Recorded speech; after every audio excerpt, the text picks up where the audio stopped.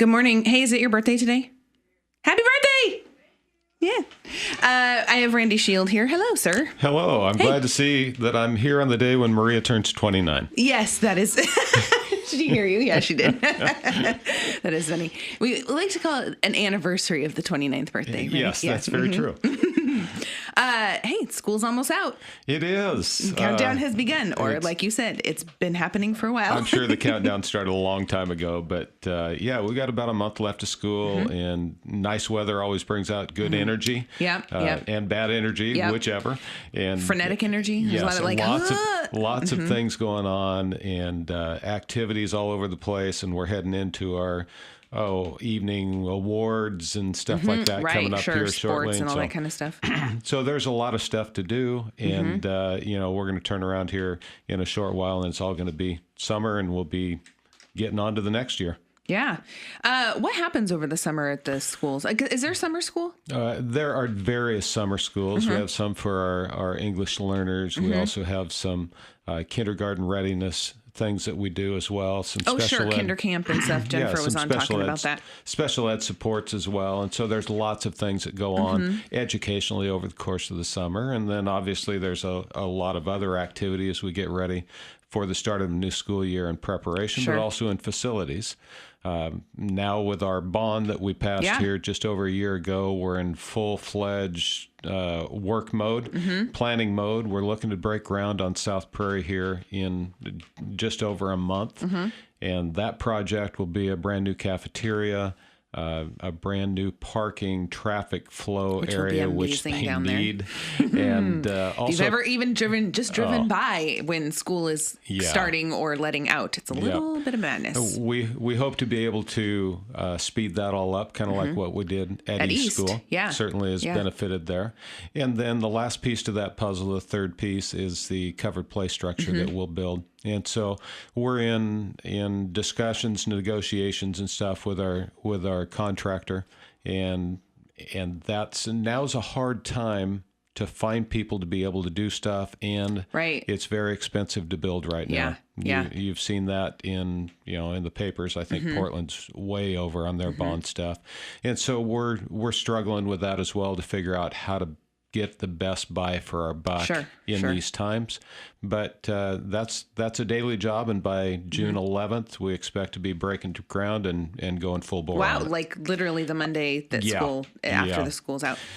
Well, one thing about schools is you can't really have a lot of overruns as far as time, because when school starts, kids are going to come. And you better be ready. So that was going to be my question, is the intention that it's going to be done and ready for the next... So you are in a very kind of a crunched timeline. Got to get it done. So we currently have a space that we use as cafeteria out at South Prairie. If we did not have the cafeteria part done by the first day of school, we could be okay. Sure. What we can't have lagging behind is the parking traffic flow. Because if you don't have a way to move traffic out there, it's going to be a disaster. And so I think we'll be in good shape. I'm really optimistic about what that looks like. Good. That's exciting. Is that the only, for the bond, is that the only thing that's happening this summer, or do you have other stuff going on? We have a lot of things going on. We're looking at mostly all new windows at Wilson School. We've got... Are those the original windows in that school? They're not original, although but they're probably they look old. like it. They're all aluminum frame. I'm guessing when that was built back in the 30s, it may have had wood frame windows. But they'll move to a vinyl window. We've done 1/4 of the building before. We'll do the other 3/4 this summer. We're looking at a roof project there. Probably won't happen yet this summer. We've got heating ventilation systems, 28, 29 units to replace on various schools. We've got a security system that's mostly in the card lock system, which will add better security to our buildings. We also have video surveillance systems in each of our buildings that have started the development of that as well. Nice. And so there's just lots of things. Sure. We have a list. Some don't need the schools to be closed to be working on. Exactly. Yeah. And some we've done over weekends, evenings, things like that. We probably expect to get through about 60, 65 projects in the course of the bond, and that will still last through the next 2 summers. On top of that, we also have the construction piece of seismic grants. Right. If you haven't been in Liberty's gym, the transformation of Liberty Gym with the last seismic grant that we had is spectacular. And after that, we received a seismic grant for the high school main gym. That work was going to be done this summer, and we put it out there and actually had nobody bid on it. Oh, really? And so now we're packaging that into a project for next summer, and we just received last week a $2.3 million grant for East School, a seismic upgrade. And the idea is that these buildings in a 9-point whatever earthquake would be able to stand and be safe. Right. And so we've got about $4 million of projects just on seismic grants that we're looking at taking on in next summer. Right.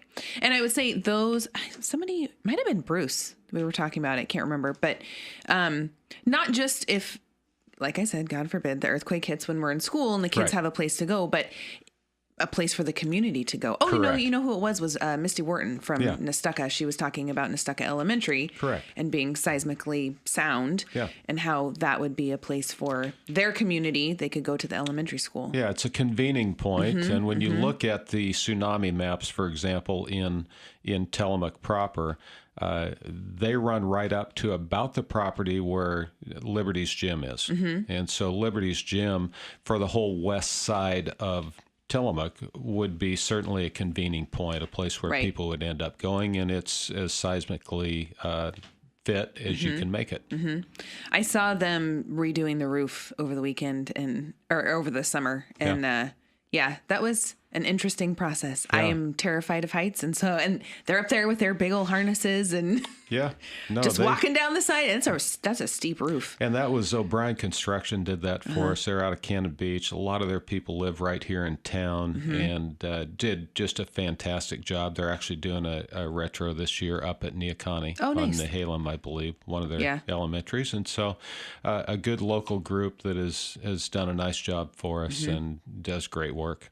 So we'll be seeing lots of stuff happening around the school campuses. They're not empty. No, lots of stuff happening, and it's really good stuff because what we're doing is creating better learning environments and safer learning environments for our kids. Sure.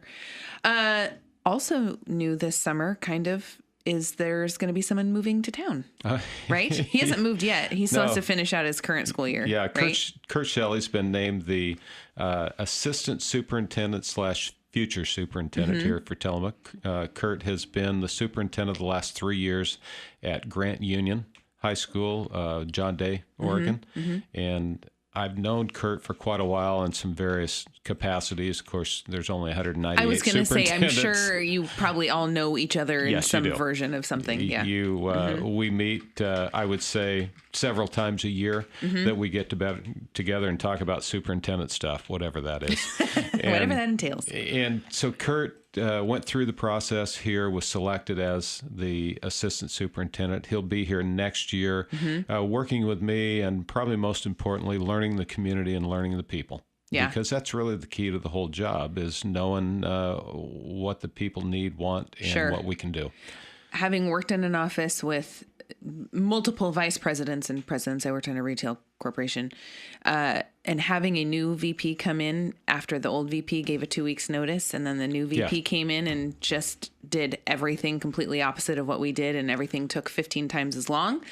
I can appreciate that you are taking the time to train someone so they understand how things, and there's nothing wrong with that's the way we've always done it, and then maybe changing it a little bit, but when someone would come in and not even try to understand what we were doing, would always get frustrating. And I agree 100%. And really, we set this process up knowing that I've been here now 17 years as superintendent. I will have been here 18 years when I retire. And that's a long time in one place for one person in one system. All the kids in our system have you've seen the graduating seniors. You were a superintendent when they were kindergartners. I was actually superintendent when they were born next year, and so that's 17. a weird that's a weird place to be in, and a lot of times when you see that across the state, you see that next transition, the next person change being very hard on a district, and a lot of times kind of blows up and stuff. We're hoping that this transition process will help that not be the case. The reality is that Kurt will have the opportunity to be here for a year, learn what we do, how we do it, and then he'll be able to make changes as he sees fit after that. Right. The other thing that you have to realize in a school system is that almost all of our hiring is done in the spring for the following year. Right. So right now we're hiring a principal for East School. And so when we get to next year, all of those hires Kurt will be involved in. Sure. And so he will be able to help build his own team rather than just being handed a team that I put together that I'm not going to be here to manage. Right. And so I think there's a lot of good things about it. I think probably one of the greatest things also is that he won't have to come in and be the guy that says no. And that's what I have to do a lot of times because everybody always needs lots of things, wants lots of things, and we have limited resources, and you have to kind of balance. And my job in a lot of cases says, we can't do that right now. That doesn't make friends. And that's just kind of a hard, it's just kind of a hard way to come in. I think it'll be nice for me to be able to do those things and not have him have to worry about that right off the bat. All those things put together say we've created a plan. I'm hoping the plan works. Nobody can tell us whether it's right or wrong until 2 or 3 years down the road and you look backwards. Right. But that's the way most of our job is. So. And congratulations to you on your retirement in a year. Thank you. In a year. Right, in a year. Yeah. Is he from, is that where he's from? Is Eastern Oregon? So I'm just curious, that is such a big jump from Eastern Oregon to the coast. That is an interesting jump. Kurt actually grew up in Eastern Moore, Oregon. Oh. He grew up on a farm clear over on the east side, went to Crane High School, which was the only boarding school in Oregon. He lived far enough away from school that he drove there on Mondays and then spent the whole week there, living there, and then drove home on Fridays. That's how he went to high school. Wow. He went to college at Linfield, so he was over on the west side of the state, although not the west, but closer to it. So he went to Linfield College and then was in Culver and Bend as a teacher, coach, AD, and then he went to Grant Union as an athletic director. And when the principal left, they moved him into the principal position. And when the superintendent left, they moved him into the superintendent position. Gotcha. So he's been there for 10 years in that process. School district. Why? Do you know why he said, hey, I'd love to move to Tillamook? Yeah, so Kurt was... he wasn't necessarily looking, but he has 2 kids. His oldest is a daughter who's a senior this year. And she's going to come to school over on the west side. He said really the only college option that was anywhere close was Eastern Oregon, which was still a few hours away. John Day is remote. Yeah, it's out in the middle of nowhere. It is. And he felt like his daughter now, his son is a sophomore, he'll be a junior next year. He felt like they're probably both going to be over in college in this side of the state, and felt like now was a decent time. He didn't look anywhere else. I talked to him about this position, and he has a real care about Tillamook because of our community setting. That's what he wants. He's to have the opportunity to go much bigger. He could go out to the valley if he wanted to, but he wants to raise his family and continue to live in a community that's close-knit, that knows everybody, and that really is working together to try to educate our kids. And so he really handpicked Tillamook as the place he wanted to apply for. He didn't apply for any others. And he chose to come here because really of who we are as a community. It is. I know. I say it all the time. Like when the college comes in or you guys come in or just about anybody, the camaraderie that we have as a community is amazing. And the resources that we can pull together for being such a small community, it's incredible. Yeah, it really is. And it's all about the people, and it's about the relationships, and people work together for the common good. And you don't find that everywhere. Yeah. I have to take a quick break. Speaking of the college, Tillamook Bay Community College's Career to Career Scholarship is returning for its 2nd year and will be accepting applications beginning May 1st. The scholarship program, which provides up to 2 years of free tuition coverage, is open to Tillamook County residents who have at least 5 years of work experience and are looking to transition into a new career or advance at their current job. The college is offering 15 scholarships that can be used beginning fall term. Applications can be found at tillamookbaycc.edu and are due by August 1st. All interested applicants are highly encouraged to come to the campus to speak with a career education advisor who can provide guidance and support through the process. Applicants will be reviewed on a first-come, first-served basis, and the college is encouraging those interested to apply early.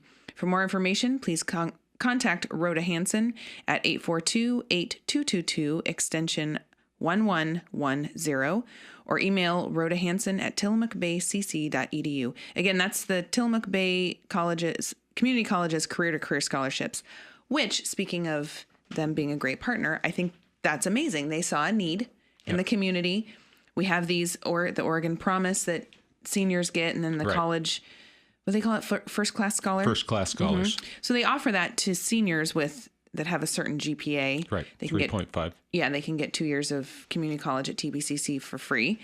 And then they said, hey, there are like people in the workforce that didn't go to college right out of high school, or maybe they want to continue to advance. And so now they're offering that. They are. They're also another really exciting program that they're just starting is an opportunity for people who are, out of high school for quite a while or just coming out of high school to work towards being a teacher. Oh, yeah. And only go away out of town for 1 year to Western Oregon, their junior year. They call it Grow Your Own. Is that what they're calling it? That's the idea, I don't know that concept. that's the actual official name, but that's what they're referring to it as. And that's hugely important to us because retention is one of our challenges here. We get a lot of good young teachers in, but we've always said if they don't find a spouse and a house here, they're probably going to leave. Sure. And so if we have some of our own kids coming through here, and we've actually done that, we've helped several of our past graduates get through school, get their education, especially our Hispanic community.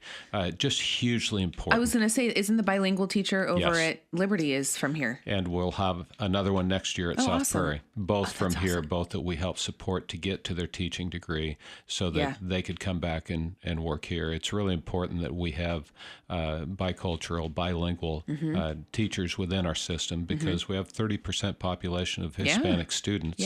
And in order to meet their needs, we need to do this.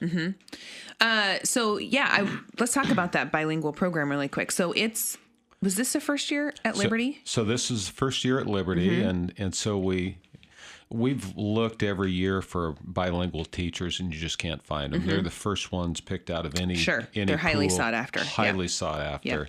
And so that's been a challenge all the way through. In this case, Tanya Flores was one that we identified. She was an educational assistant of ours. We helped her in the process of going to school, getting her teaching degree, and then hired her as a first grade teacher. They gave us one bilingual teacher. We took a kinder and first grade class and we split them so they spend half a day in English and half a day in Spanish, and we flip-flopped them back and forth between another teacher. Next year, I believe, I heard yesterday that I think we just hired another bilingual teacher. And so that would help us be able to continue and expand that program. We also have hired one for South Prairie so that the students in the bilingual program in first grade will move to South Prairie as a second grade bilingual. And still have that opportunity. They'll still have it. That's awesome. We have the person in place so where we could move that on to third grade the following year. And so we're trying to build this from the bottom up. And how this works is we have half the students in the class are native English speakers. The other half of students are native Spanish speakers, and they receive their instruction half each day in each language. And this is a volunteer program, a program that people apply to get into. We had more applicants than we had spots to put. It's a really cool opportunity. And it is a really cool opportunity. I'm a little jealous. And if you go into that class, it's really fun. It's just really exciting. I have a friend who has a son in that class, and she was telling me the other day that she said, he's getting up past my point of being able to understand what he's saying because she said, my high school Spanish from, 15, 20 years ago is very faint in my head. So these kids will have that. I mean, they're already learning. Their brains are already absorbing language. I mean, they're learning the English language, and now they have a second language. And what you have to understand and what we have to keep reminding people is that when you go through this, you spend a lot of time learning language. And so in some cases, your content lags for a year or two. But by what research shows, 4th, 5th grade, that all catches up because now you have a good basis of both language and you have a much fuller opportunity to learn. Yeah. I also heard looping is continuing to happen and that some teachers are actually looping a second time with their class? Yeah. So that's something that we started last year, really pushed to ask staff if they'd be willing to do. The idea around looping is that you take an entire grade level class with their teacher and you move them from one grade to the next. Research shows that you gain about 6 weeks of instruction out of that because you're not trying to learn your class and build all your norms. You know what the personalities are. They know what to expect from you as a teacher, right? They know how what to expect is how the day is going to go, where they're supposed to sit, and all that kind of stuff. Yeah. And so have really been excited about the results that we've seen in that and the information and feedback we've gotten from teachers. And so we'll continue that. We have loops in 2nd and 3rd grade, which is at South Prairie. This year was just 4th to 5th, is that right? We did have some 2nd and 3rd as well. Oh, there were? Okay. Yeah, Sarah Christofferson and I believe Broderick. There were a couple teachers out at South Prairie that had loops. So 2nd to 3rd, and then we had 4th to 5th grade loops as well.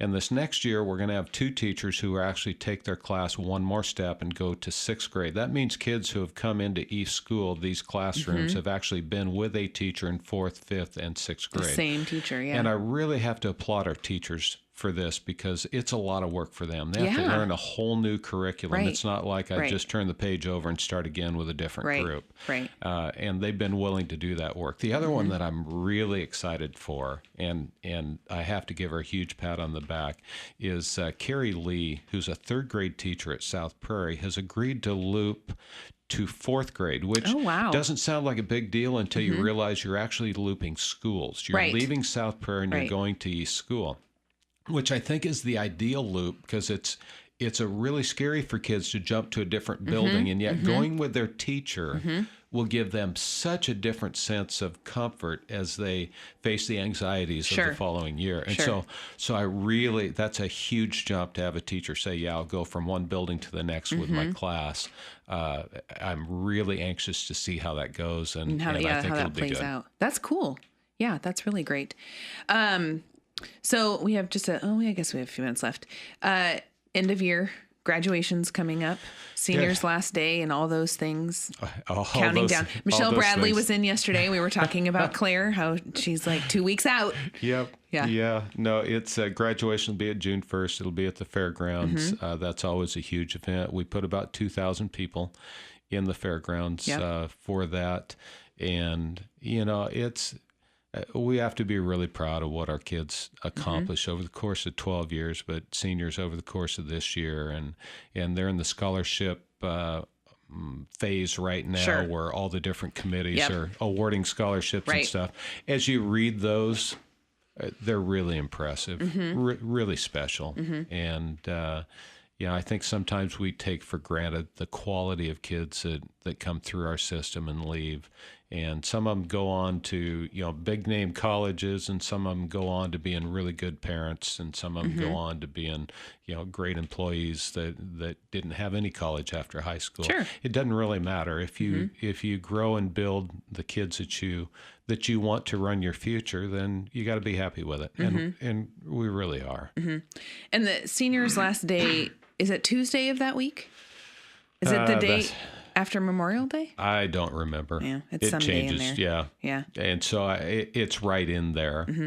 They have up to a 5-day window from the state. And so it's whatever they said at the high school, and I haven't looked at what this year's is. Do you go to any of the senior stuff, like the breakfast and all that kind of stuff? Yeah. I've gone over 17 years. I hate to count how many things I've gone to in the course of time. You should tell them this year, hey, listen, I was superintendent when you all were born, for the most part. You might have some 18, 19-year-olds in there. But what they look at me at then is an old man, which is probably true. So I was talking to some teenagers, and I was talking about when I graduated. I graduated 21 years ago. And I said, yeah, were you guys born when I graduated? And then I was like, oh, wait a minute, you're not 21. Nope. You sure didn't. Oh, I felt real old then, that moment. And it goes really fast. It's really does. interesting. You can sit back and look. And I remember sitting there as a teacher in my first 2 or 3 years and having a superintendent say, hey, pay attention because this is going to go fast. And in the day-to-day, some days get long. But when you look back over how you've seen kids grow, and I look at our staff, and I have a whole bunch of our staff members that, played baseball for me.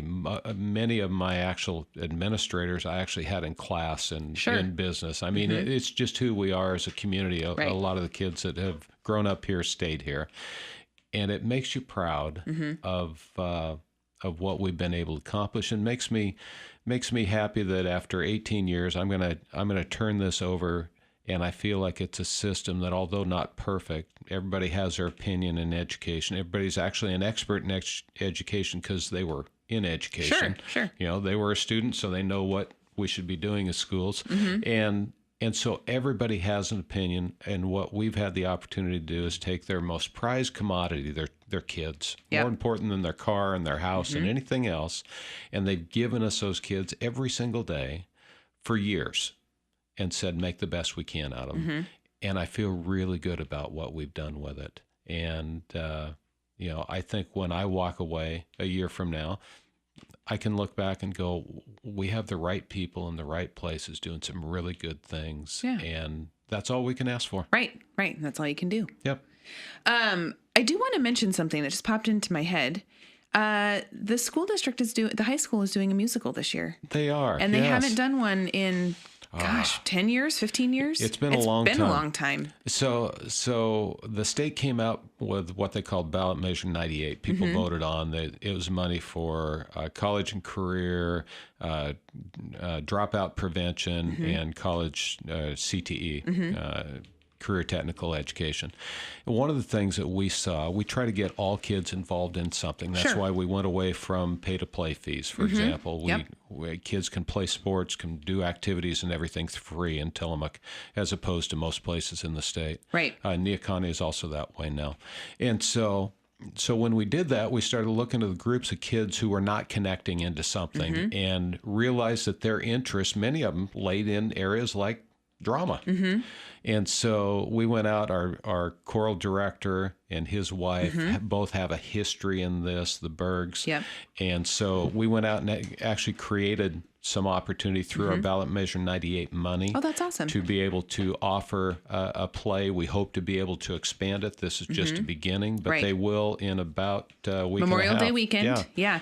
And there's like 40 kids in that thing. I know. It's so cool. Yeah, it is. I've been working with them on choreography. Excellent. And it's been so much fun.